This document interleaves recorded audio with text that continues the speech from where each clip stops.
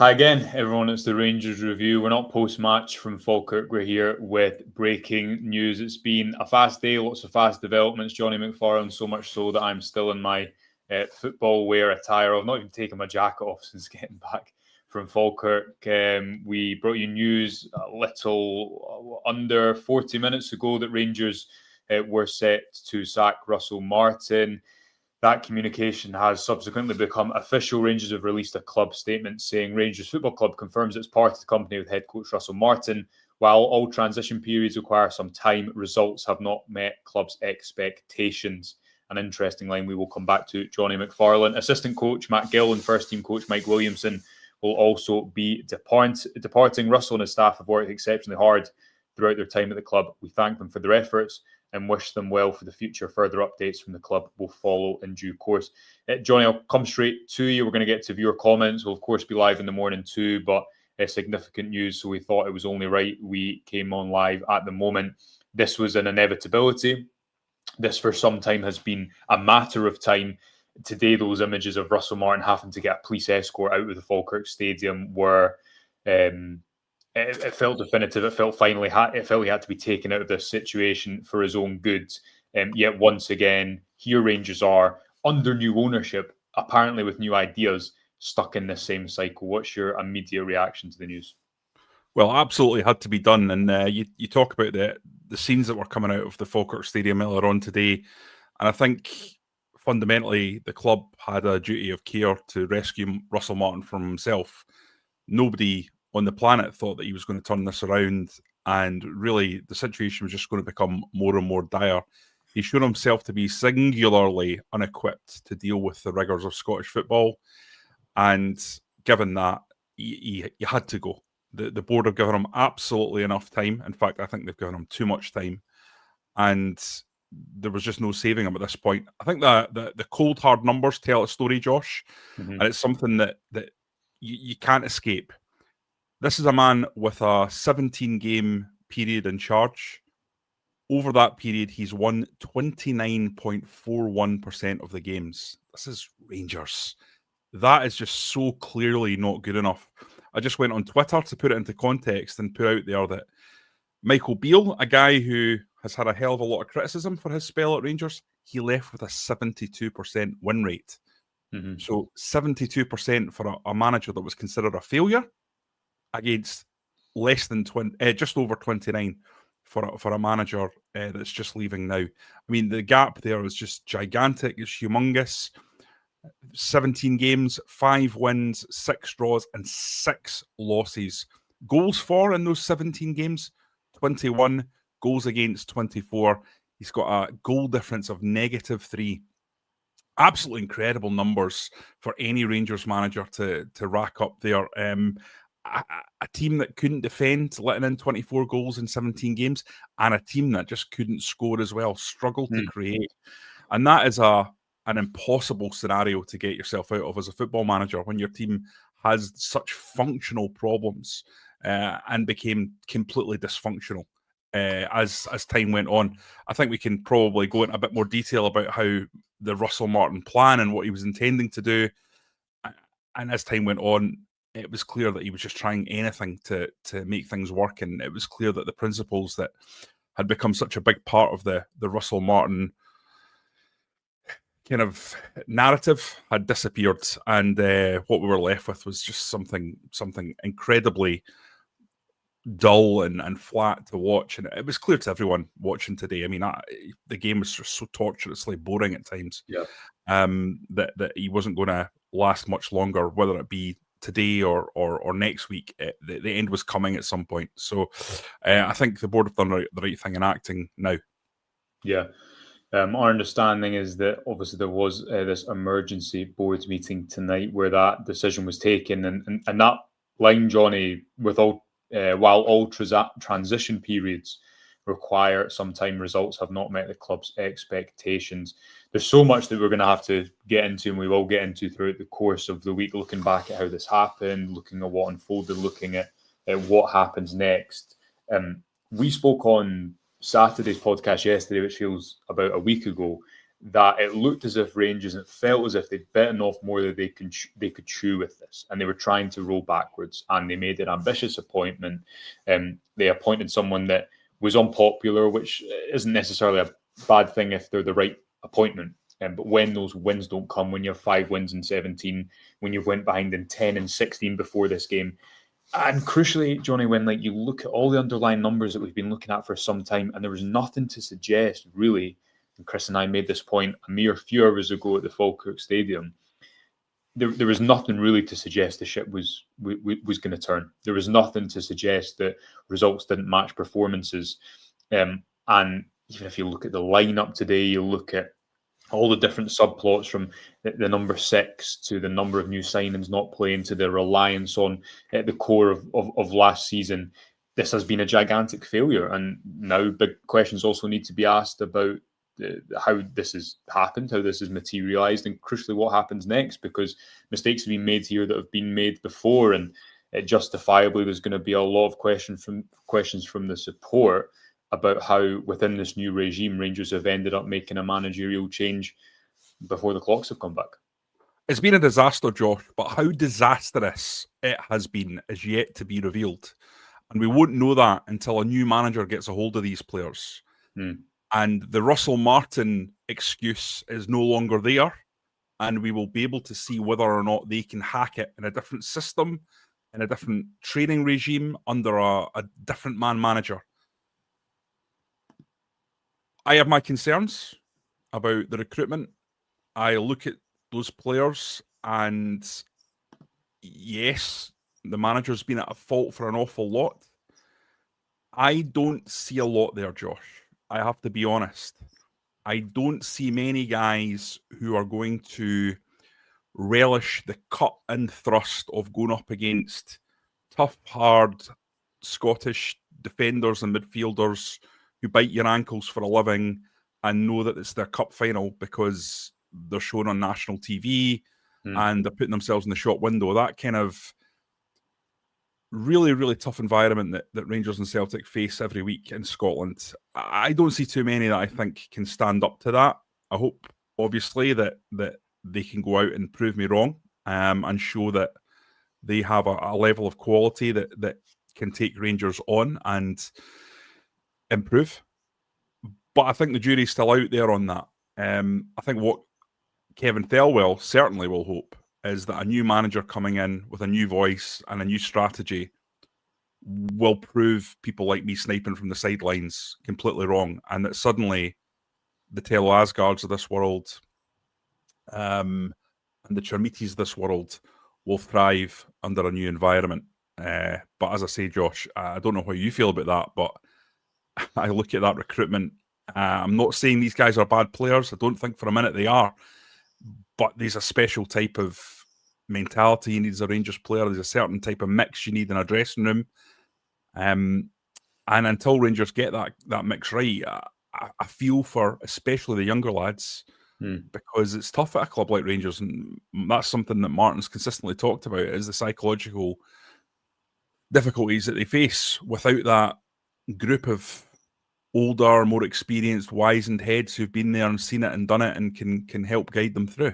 I suspect while a new manager will certainly produce better results than Russell Martin, there's no doubt about that. This is a level of incompetence that we just haven't seen before. I'm not sure that Rangers are equipped to be really much better than they were under Philip Clement, for example. Yeah, to a 29% win record, I think, is what I'm. 29.41. Yeah, it's incredible, and again, Johnny, that's why. Listen, you can't look at this situation in isolation. Russell Martin has clearly not done a good job, but you know the manager is the one that takes the flak, is the one who's at the centre. There's so many other extenuating circumstances to discuss. Patrick Stewart has been in the door as CEO less than a year, and this is the second manager that he's dismissed. That doesn't translate to the stability that he's discussed about bringing. Kevin Thelwell has been part of this big rebuild over summer, and backed Martin, what was it, last month in the first international break of the season, but those results have not come, and attention will naturally turn to who comes next. Early impressions is that there's not going to be an immediate announcement of any interim structure. Rhys Owen, the performance coach, and also Sal Bibble, the goalkeeping coach, they have not been confirmed as leaving in that club statement that was released a little time ago. Let's get to some comments. Johnny, David McFarlane saying, can we trust the board to get this one right? And welcome to a new YouTube member as well. Dave thinks we need an experienced manager. Big Shoe says the board had to throw in the towel for Russell Martin, especially after those scenes today. Chris says you can't spend upwards of 30 million and be outplayed by Falkirk. Gaz Jones saying the truth is he should have went after Bruges. That was the moment, Johnny, wasn't it? It was irrecoverable from then. You'd like to hope and you'd like to think that those in the background have been working on that basis since then to get in a suitable appointment. It took Rangers a long time to appoint Russell Martin. It took them a lot of interviews. Our information is 7 or 8 separate interviews, and not all of the same structure, but certainly 7 different times that shows the extremities that he had to go through to get this job. This next appointment for this new regime is so incredibly significant, isn't it? And it's one that they need to get so right after getting this last one so wrong. You've got to hope that they understand the club a little bit better. Josh, I don't think it's insignificant that so many wizened old heads around you were warning you of what was going to happen before Russell was even appointed. You know that the older fans, the older journalists, they all looked at this appointment and said that they had major reservations and major doubts about Russell Martin's personality and his fit for Rangers as an institution. I talked about it on a pod on Saturday, that I felt his failure to respect the traditions of the club by wearing the suit that has been in place for 100 years since the days of Bill Struth. I think, while not affecting what was going on the pitch, spoke to a lack of understanding of the tenets behind this club, the historical aspects of the club and what it means to people. And those traditions have to be something that you come in and respect. And if you don't, you're already off on a sticky wicket. And I look at the appointments that have been made, and I look at the signings that have been brought in, and I think that the Rangers hierarchy will have to be very, very quick learners, because it's understandable they don't know Rangers like people that have been reporting on them for many, many years or been supporters for decades. That's totally understandable. But I don't think this idea of Rangers as a project club is ever going to fly and is ever going to work, because of the intense pressure and the demands of playing in the Ibrox, to use the abominable cliche Goldfish Bowl. I don't think it's going to work to try and be a Brentford or trying to be a Brighton, and nor should it, because that's not what Rangers are. And if you buy Rangers, you have to be aware of that. You have to be cognizant of what it can be and what it is. You've talked about many times, quite eloquently, about perhaps the biggest mistake is they tried to do too much too soon. I just wonder if it's just a flawed plan to begin with. I don't doubt for a second that Rangers can produce players that they can sell on. Celtic have done it very well. I think absolutely Rangers can do it. But this is a club about identity at its core, in the community, and I don't think they've ever really understood. They've understood that this is not just another club that you take over and then you apply data to and clever principles. To me, it's you're always going to come slightly undone because of the demands. If we talk about those clubs like a Brighton or let's just take Brighton as an example. They've done an incredible job in terms of turning over players in the same position. If you think of like Bissouma going into Caicedo, going into Baliba. yeah. Baliba. So how have they done that? It's because they've gently brought players in and exposed them to the culture of the new country and the new league, and coach them well and all that stuff. But there's a lot going into that to make that work time after time after time, as well as phenomenal scouting and phenomenal backroom facilities and all the rest of it, and training facilities. But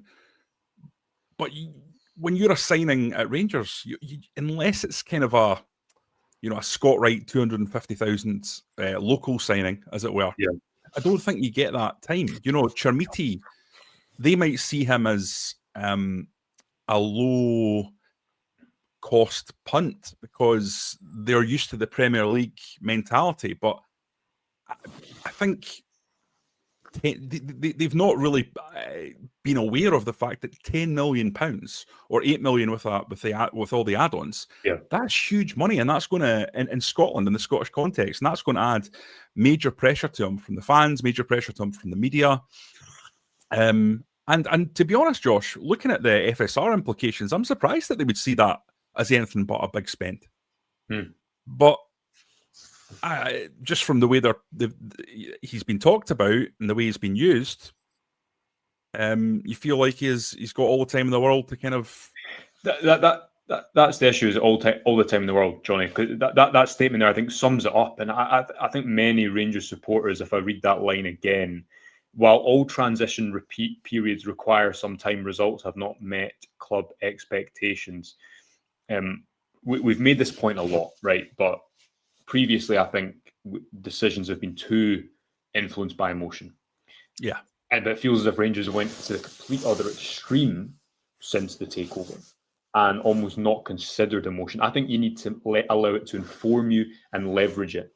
So if you look at Hearts on Saturday night under Derek McInnes, what I think he's done a brilliant job of is leveraging the club's history, where they've been, the support, and getting them on side. Whereas Rangers this season has felt like a special case of how to almost ignore that, not consider it at all, and then have to play catch up on it. And again, I used this quote on our Saturday show, the Simon Rolfs, the Bayer Leverkusen technical director, and I know people were listening to David Weir on Sky today, and he's someone who's been worked right at the cutting edge of football with Brighton, but also I think from the quotes I've seen from him today really echoes that niche point of develop and win. And what the Bayer Leverkusen sporting director says is, you can speak about the next 5 years so long as you win. You can speak about a 5-year plan. You can speak about an academy structure. You can speak about where you're going to scout, and all that stuff will hold weight if you win. When you don't, it's seen as an excuse, and this season has just felt like too much of an excuse, too many excuses. And the reason I think it's been a case of too much too soon is to overhaul an entire squad, to appoint a manager who's unpopular, try and implement a style of play that's quite at odds with that. I think a lot of the history of the club and how they've traditionally played, and to do that all under pressure, that's difficult. And I think that the hindsight's a wonderful thing, but I think going back to this summer, had Rangers made almost like a halfway house appointment, transitioned the squad a little bit, signed more leaders, because again, one of the contradictions I think of one of Russell Martin's last interviews today was speaking about the fact that they didn't have a group of experienced men, experienced professionals to go and win games consistently. You needed that. You knew you needed that. And much like his comments when he said in August, it's not the end of the world. Normally we'd only be 2 or 3 games into the season by now. You're just not up here. And again, it's not as if the Scottish football calendar has been invented this year. Maybe these mistakes weren't made under this regime, but similar mistakes have been made under previous regimes, and that's where you needed to learn from that and leverage that too. And so I agree with you. Of course, you can develop and do all these things at the same time, but that comes after you get the base, and Rangers have not had a base at all this season, and that's why they've been on uneven ground since. It's not just results, though, is it? I mean, you look back to Steven Gerrard's first season, and I know he'd got a lot of goodwill on the back of some really, really tremendous European results when he was starting, going past Osijek, Maribor, Ufa. These were teams that certainly in recent years Rangers would have struggled against. But I'm just looking at his domestic run of form, right? In the first 7 games, Draws with Aberdeen, 1-1. The famous game when Morelos gets sent off early. Draws 3-3 with Motherwell. Loses to Celtic. Loses to Livingston. So it's only 3 wins in his first 7 games. But Europe was a bit different too, though, wasn't it? The context of Europe. It was. But the point I'm trying to make is, I think it would be wrong to characterise Rangers fans as being over dramatic or kind of being unfair and not giving Russell Martin the level of time that he deserved. The reason that people didn't get uptight about Steven Gerrard to anywhere near this extent is because you could see what he was trying to do, and you saw many green shoots across the team over the course of those games. And he was learning, and you could see he was learning. And he was also terrific in terms of the way he dealt with the media. And I think that was something where Russell Martin really struggled. I think before him, Michael Beale struggled with that to an extent as well. It's a tough thing up here because the level of scrutiny, the amount of media there is around the club, it pushes you. But the point I'm trying to make is other managers have gone through periods at the club and then had success where it's been difficult and they've turned it round. But during those periods, it wasn't the same level of opprobrium and annoyance because what was underlying showed that in the future, things could turn, things could get better. And there's absolutely nothing, Josh, to look at this team. There's nothing to see where anything would get better over the next 2 or 3 months. I heard someone say the other day that Rangers are just a nothing burger as a team.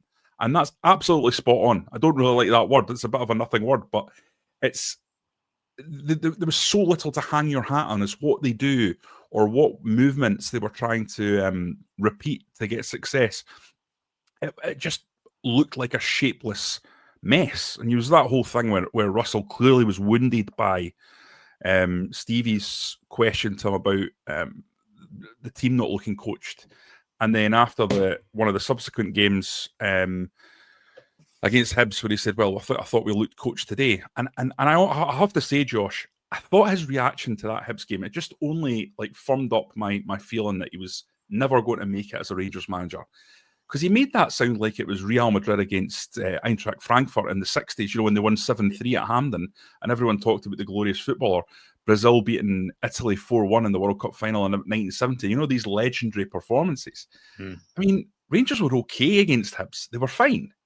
But they had 5 shots on target, and he kept on going back to it as being standard, wasn't it? It was like it's the same as Livingston last week. Like the Rangers have again had a negative XG difference today. So the difference between the chances they've been creating and conceding over 7 league games is the worst in like seasons and seasons. I can go back and give people an exact number if they care for such things. But basically, there's what the results are getting, and the 1.12 points per game in the Scottish Premiership is a completely fair representation of the chances that they've been conceding and creating. And again, Livingston last week, that was a game that Rangers should win. Today, I thought Falkirk looked more comfortable on the ball.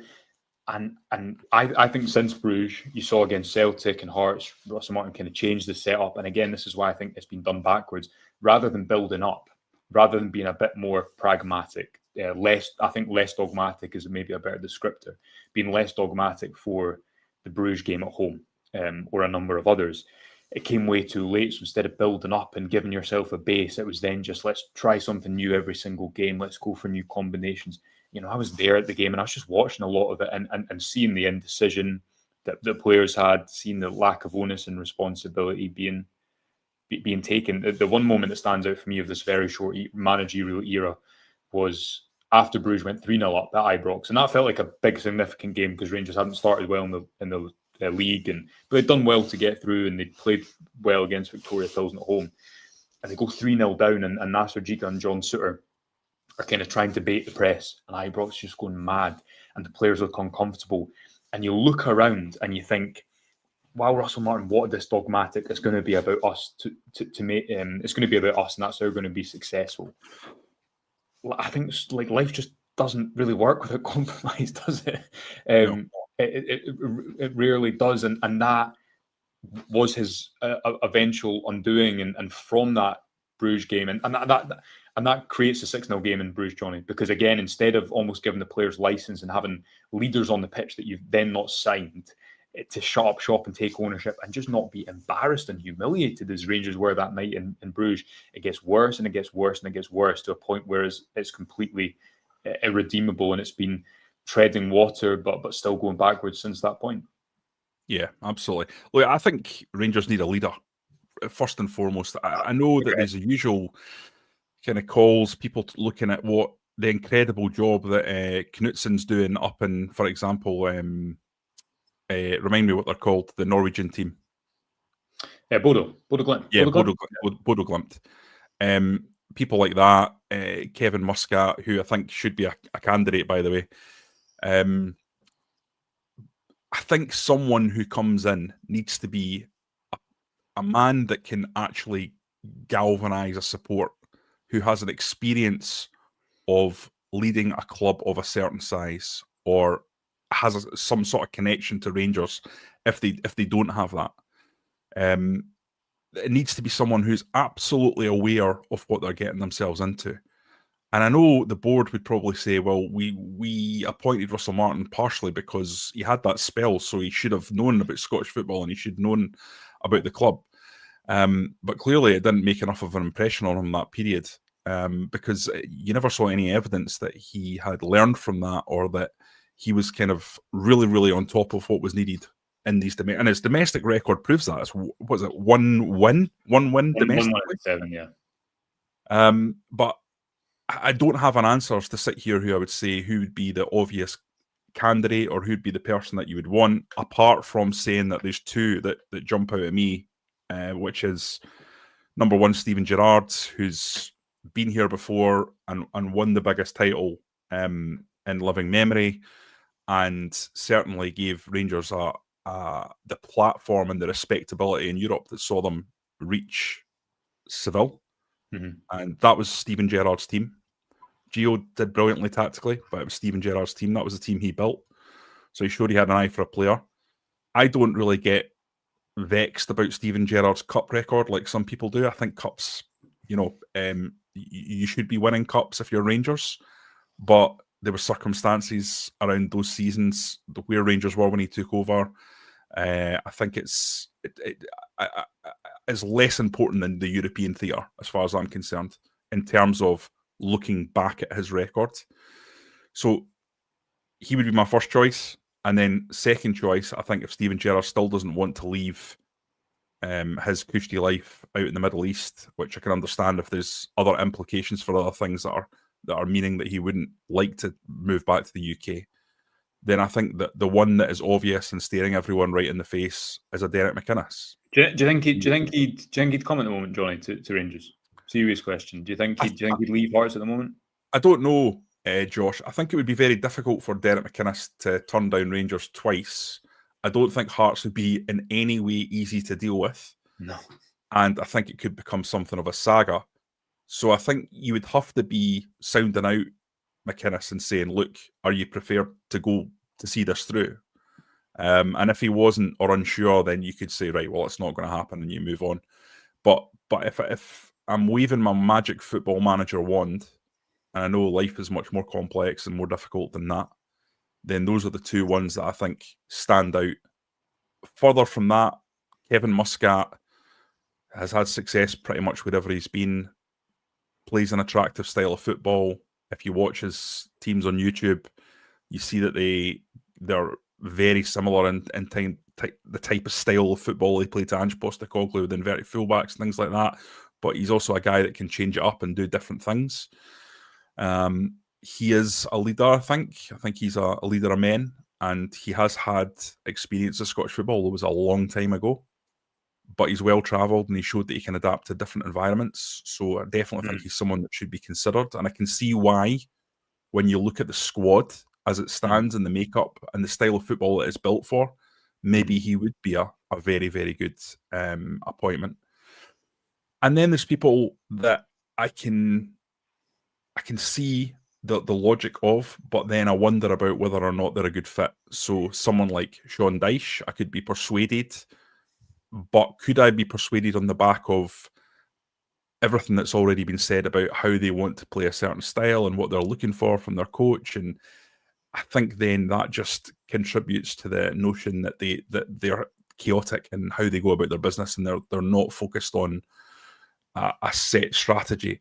So I think while I like Sean Dyche as a coach, and I think he would be in a lot of ways suited as a man to be in Rangers manager, I'm not sure that just doesn't reverse everything that they've said, and it doesn't make a lot of sense. And I think it would be hard to overlook that if you're trying to be balanced and objective about it as an appointment. The only other thing that I would say, Josh, can I just say one last thing about a potential? Yeah, I was going to come back to you, but yeah, of course. You know, I'm always banging on about Rangers DNA. I do. Well, the one style of football that I think is very, very much in the Rangers DNA is the sort of German high press, gegenpressing style. And I wonder if there's someone that we don't know that's available, that's been at big teams in the Bundesliga and that has some level of success that might be persuaded to come. Now, one of the names that was mentioned previously when Clement was appointed was Glasner, who's gone on to be absolutely fantastic at Crystal Palace.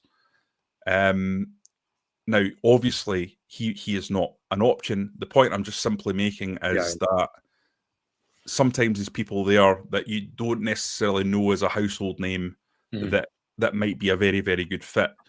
But is there a way that you could get a halfway house between Russell Martin's completely possession-orientated football and something that's a little bit more, to use the Jurgen Klopp expression, heavy metal? Well, a few points to come back to you with quickly. One is Danny Rowe was a name previously considered before. He's not got a ton of experience. Will there be an aversion to that because of what's happened? Maybe, but I know that he was highly thought of. Gary O'Neill was also someone who that we learned of in hindsight was actually, again, pretty high up that list and got quite far along the interview process. Again, he might be branded with a similar brush as Russell Martin because he's not been successful as of late. He's not got a history of winning things. It was put to me by someone who's worked at the club in the past, quite closely with managers, that Rangers need, in their point of view, Rangers need a figurehead for the type of club they are, for the size of club they are. And why Gerrard worked was he was a figurehead and he was very involved on the grass, as the saying goes. We had a strong coaching team around him. I don't think any Rangers manager since has had as strong a coaching team. I think there's been really good coaches within that, but a coaching team around them. And I would subscribe to that. I would also subscribe to the fact that I'm led to believe two things. One is that there was a bit of an, again, I use that word, aversion and slight apprehension with the vertical, high intensity style of football. Would that, like Clement's football, suffered from basically just not like having the ball, and as a consequence fail. I think football's changed a lot, even in the last 6 months. I think it's been the speed of change. Maybe just in the modern world is much quicker than we're used to. So I still think you need a manager who's going to be able to unpick defences. But I almost now looking at this appointment compared to the next one, I think it's less about a manager who wants the ball all the time and wants possession for possession's sake, because Russell Martin's, I think what ultimately undone him in that period before Bruges was his core kind of abiding football principle. I think was more about control, Johnny, than it was about attack. And that's what, because teams are happy generally for you to have the ball in certain positions. So that would be my kind of thoughts on the manager hunt. Maybe as we come to a close and leave some talking points for Derek and Chris in the morning. And listen, we're going to have we normally have tons of Rangers review. We're going to have tons of Rangers review for you right throughout the week. We'll be keeping you up to speed with the most, with all the accurate information from the managerial hunt. Chris Jack will be working away busily alongside me and everyone else at Rangers Review HQ this week. If I was to push you, Johnny, I think you've kind of given me this answer. I'm going to say, who would you like it to be, and who do you think is maybe more likely? Would you stick with that Gerrard and McInnes, that Gerrard is the ideal, but is perhaps unlikely, and if not, someone who has knowledge of the league and perhaps can give Rangers even just like a year and a half to get the house in order, to bring some stability, and then if there is a big ambitious appointment, do it from a stable footing instead of what we saw this summer. Yeah, I think that's absolutely right, Josh. I think where we are right now in terms of looking at and assessing the American takeover, some level of stability, I think, is required. If you go and get someone like a Danny Roll, the potential for a further disaster or a further lack of improvement, I think would then be on the people at the club in terms of the fans' reaction. I really, really do. I think they wouldn't blame Danny Roll, they would blame Thelwell and blame Patrick Stewart. I think what you need is someone who can come in and just take a bit of that pressure off and allow these guys to do what they need to do behind the scenes, which is to rebuild the club and make it a functioning football club fit for 2025. And I kind of feel like in the Robbie Thelwell stuff, that's kind of got lost a little bit. And I did try and make this point at the time, is that it's essentially a good news story that's been ruined by this element, this PR element, because what Rangers are doing is they are investing serious money behind the scenes on bringing people in, and we believe that there's going to be more appointments made in this area to make sure that it's absolutely professional and the best run environment it can be for those players. Now, I completely agree. Before anyone says, "Well, how can you do that if you've got the son of the sporting director?" That doesn't make any sense. I totally agree with that. The problem is just that Rangers, I think it's fair to say, hasn't had the level of investment in the behind the scenes as an elite modern club, and I think it needs that. It needs that going forward. And part of the pain of the process, I think, with Russell Martin is that it's maybe distracted from rebuilding that element of the club. I think what they need now is someone who's going to be a big shield, who'll come in, who's a leader, who can lead not only those men, but can lead the fans and reconnect those players and the fans back together. Because that's where, as we know, if you look at the greatest European run in recent history to Seville, the connection was palpable between the fans and the players. If you look at 55, the fans weren't there, but the connection that was the synergy between everyone at the club has been talked about so much, about them coming in and really having the eye of the tiger, and they'd all watch The Last Dance, and you saw what ultimately that brought about. Certainly the fans were behind them, watching from afar. I think you need that level of connection to make your life palatable in Glasgow, because otherwise it's a very, very difficult place to ply your trade.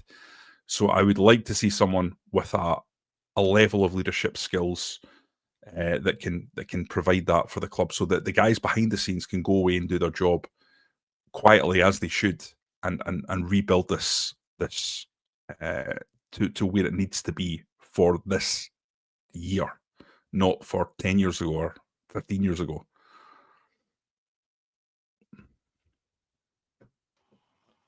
Josh has gone off there. Sorry, I'm back. Sorry. Listen, that's my Wi-Fi telling us all to go to bed, Johnny. But it wasn't me sticking my nose up at your point. I think we've agreed more today than ever. Did you have anything to round up before I rudely left you? Yeah, you start to agree with me now that it's all fait accompli. It's all done, and you were disagreeing with me quite heavily at the start of the season. But I still got some disagreements to have with you. Don't worry, and we'll have them throughout the week. But listen, let's leave it there. I've spoke about Rangers so much today that I'm going to be making the same points for the third time over. We will be back right throughout the week. We'll have loads of content, loads of coverage for you. If you could help us out by subscribing to the YouTube channel, 55%, Johnny, 55% of people who watch our channel do not subscribe. If you are one of those people, make our night. Click subscribe now. Click the notification bell. Yeah, I hope it's not. And you can continue to help us make the Rangers Review bigger and better. We hope you enjoyed our podcast studio debut with you dialing in remotely, Johnny. Some nice feedback to that. So we're going to have a lot more from there this week and plenty more across the Rangers Review. Sleep well until the morning. Derek will be back bright and early, and I sense he will be in a better mood than he's been in for a couple of weeks to discuss all the latest Rangers news, the continued fallout to the news. The Rangers have sacked Russell Martin after 4 months in charge. Speak to you tomorrow. Goodbye for now.